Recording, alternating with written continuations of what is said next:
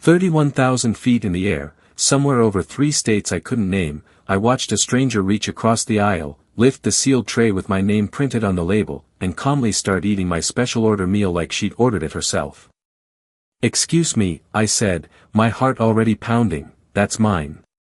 I pre-ordered that specifically. It says my name right there." She didn't even look up.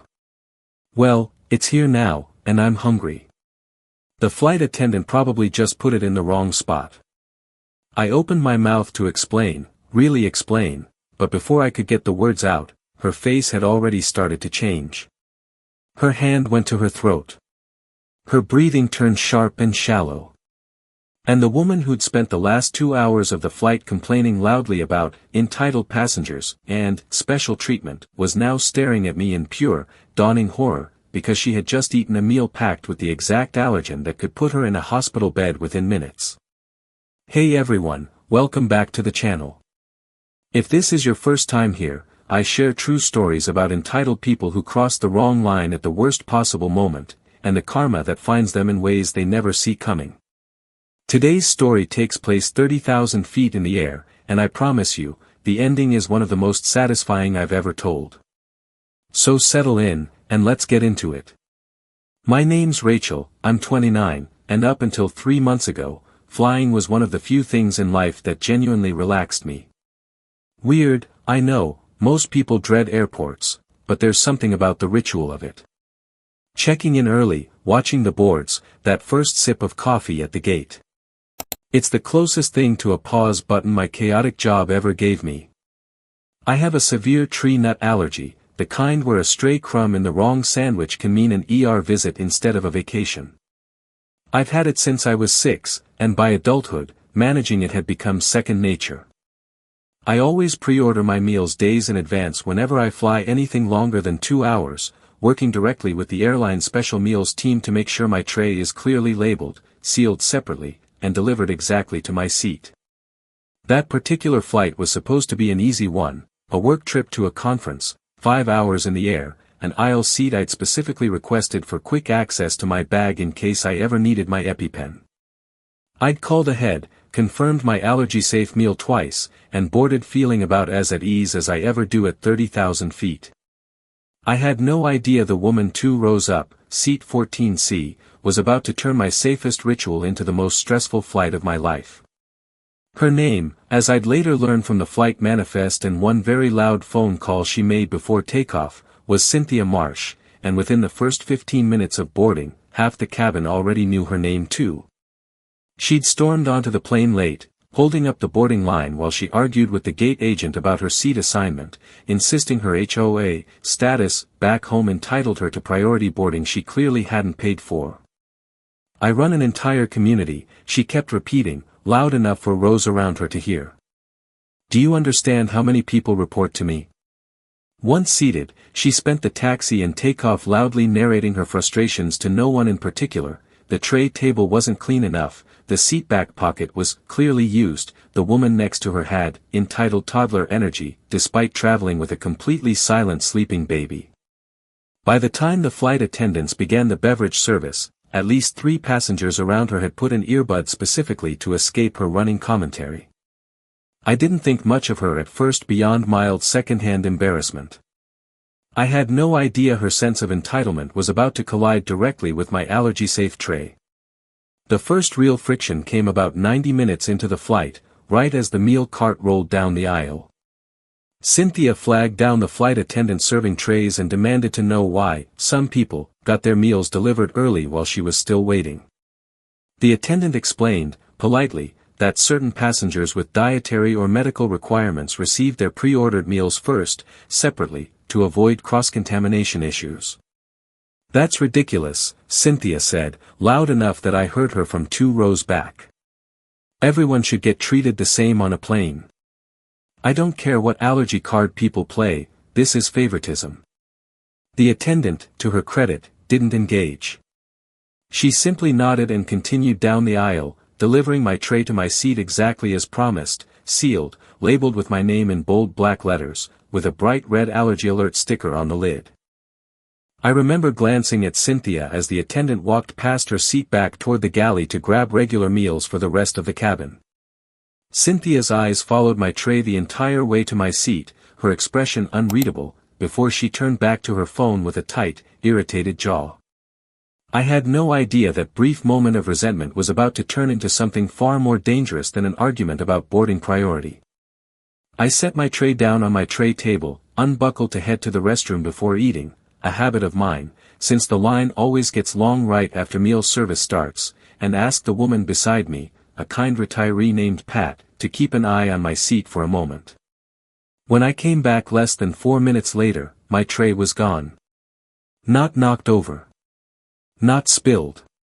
Gone, sealed lid, name label, allergy sticker and all, completely missing from my tray table, like it had never been there.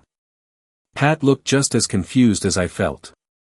"Someone came by while you were gone," she said slowly, "but I thought it was the flight attendant doing a pass. I didn't think anything of it." I flagged down the crew immediately, my stomach tightening with a very specific kind of dread, not because I was hungry, but because a sealed meal packed with someone else's exact allergy triggers doesn't just walk off a tray table on its own. Someone had taken it. And whoever that someone was, they had absolutely no idea what was actually inside it. The lead flight attendant, a calm, sharp-eyed woman named Marisol, didn't waste a second once I explained the situation.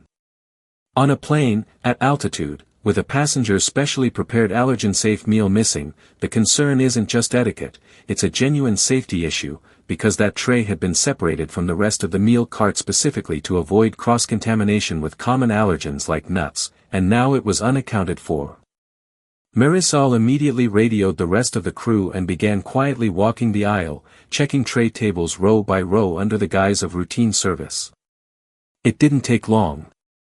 2 rows up, in seat 14C, sat Cynthia Marsh, tray table down, my sealed meal open in front of her, the bright red allergy sticker peeled halfway off and stuck to the edge of her tray table like an afterthought.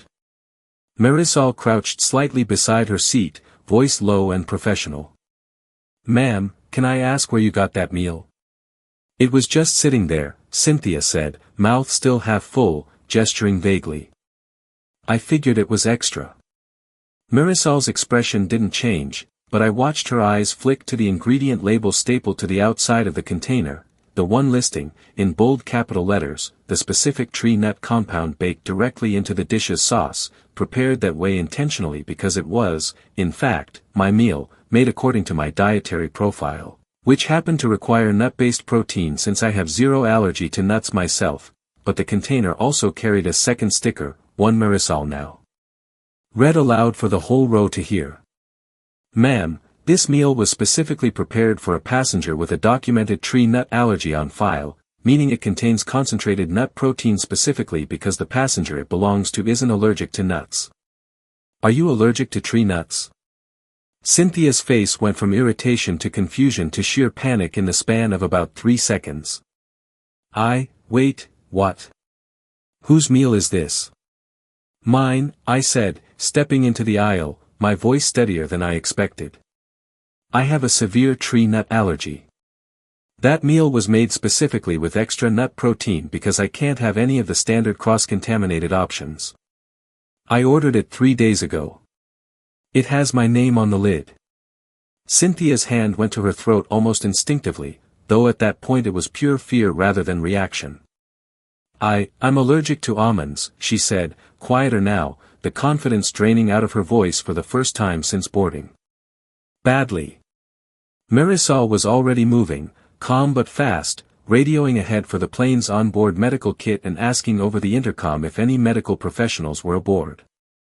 Within seconds, an off-duty ER nurse 2 rows back had unbuckled and was making her way forward, and the captain's voice came over the speaker, calm and measured, informing the cabin they were beginning to coordinate a possible priority landing depending on how Cynthia's next few minutes went. The entire tray, my safe, carefully prepared, clearly labeled meal, sat half-eaten on Cynthia's table, a stark, undeniable piece of evidence sitting in plain view of the entire section around her. The cabin, which had spent the last 90 minutes quietly rolling its eyes at Cynthia's running commentary, was now fully, unmistakably paying attention. "You took someone's allergy meal," the man across the aisle said under his breath, loud enough to carry. "After everything you said about favoritism?" A woman 2 rows back murmured, "Karma really said, hold my drink," and someone actually laughed before catching themselves, given the seriousness of the moment. Cynthia, to her credit in that instant, wasn't arguing anymore. She was scared, and genuinely so, symptoms creeping in as her throat began to feel tighter by the minute. But even mid-crisis, she managed to get one more accusation out. "This is your fault," she said to me, voice shaking. "If you'd just labeled it more clearly." "It had my name on it," I said, holding up my boarding pass for emphasis, my own irritation finally breaking through my concern. "In bold letters. With a red allergy sticker on the lid. You saw the flight attendant deliver it to my seat personally, 90 minutes ago, while you were sitting right there complaining about it."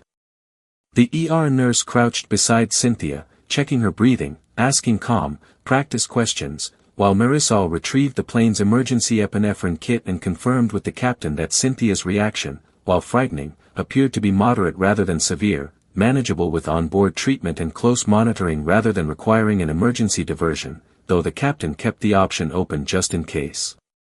Passengers around the cabin had their phones half-raised, some recording quietly, others simply watching in stunned silence as the woman who'd spent 2 hours loudly declaring herself above the rules sat pale and shaking in seat 14C, having eaten the one meal on the entire plane specifically engineered to be dangerous to someone exactly like her. Once the nurse confirmed Cynthia was stable enough to continue monitoring without further intervention, and the antihistamines from the medical kit had started calming her symptoms, her fear gave way, as it so often does, to indignation. "I'm filing a complaint," she announced to Marisol, her voice raspy but regaining its old sharpness. "This airline had an unlabeled hazardous substance sitting unattended on a tray table. That's a liability issue. I could have died." "The meal was labeled," Marisol said evenly, holding up the container with both stickers clearly visible to the surrounding rows.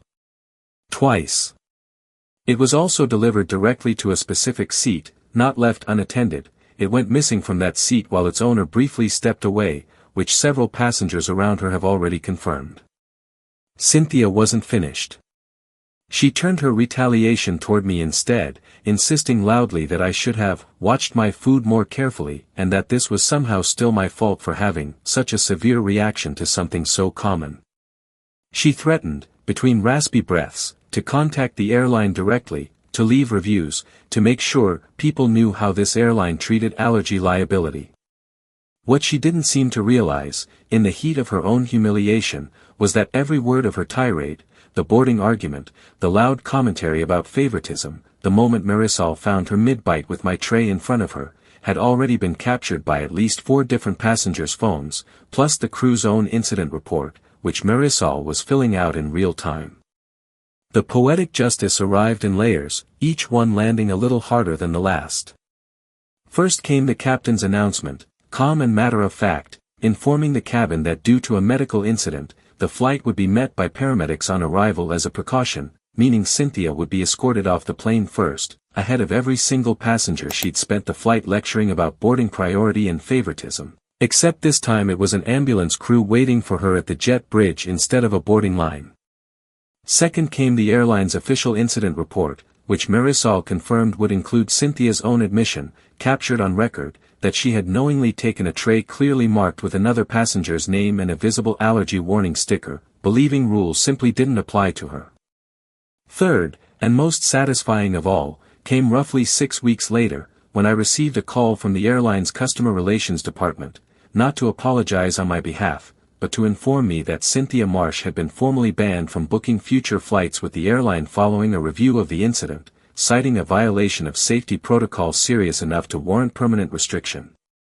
The woman who'd built her entire identity around enforcing rules on everyone else had just been permanently removed from an airline for breaking one of the most basic ones there was. The story, as these things do, made its way around long before I ever posted about it anywhere. Pat, the retiree who'd been sitting beside me, exchanged numbers with me before we deplaned, still shaking her head at what she'd witnessed. In 40 years of flying, she told me at baggage claim, I've never seen anything like that. The ER nurse who'd helped stabilize Cynthia mid-flight turned out to live in my city, and we grabbed coffee together a few weeks later. She told me she'd handled plenty of allergic reactions in her career, but never one caused by someone eating a stranger's clearly labeled meal out of pure spite. Even the flight crew reached out afterward, through the airline's formal channel, to let me know my report had helped tighten their protocol around delivering allergy-marked meals. Trays like mine would now come with an additional verbal confirmation from the crew directly to the passenger, on top of the visual labeling, specifically to prevent a repeat of what happened that day. As for me, I still fly just as often, my little pre-departure ritual mostly restored: coffee at the gate, an aisle seat, a pre-ordered meal with my name on it in bold letters. I just watch my tray table a little more closely now, and honestly, I don't think I'll ever forget the sound of Marisol reading that allergy label aloud over Cynthia's half-eaten tray. If there's one thing this whole ordeal taught me, it's that entitlement has a funny way of catching up with people in the exact moment they least expect it, and often in a form perfectly tailored to the very attitude that caused it. Cynthia spent 2 hours insisting that rules and accommodations for other people were unnecessary favoritism, right up until the one accommodation she dismissed turned out to be the very thing protecting her from a meal that could have genuinely hurt her. The lesson isn't really about allergies at all. It's about respecting boundaries you don't fully understand, especially when those boundaries exist for someone's safety rather than their convenience, because the moment you decide a rule doesn't apply to you, you have no idea what you might actually be walking into. So tell me, if you'd been sitting in that cabin, watching this whole thing unfold in real time, what would you have said to Cynthia in that moment? Drop your answer in the comments, and if this story had you holding your breath as much as it had me holding mine, make sure to like, subscribe, and I'll see you in the next one.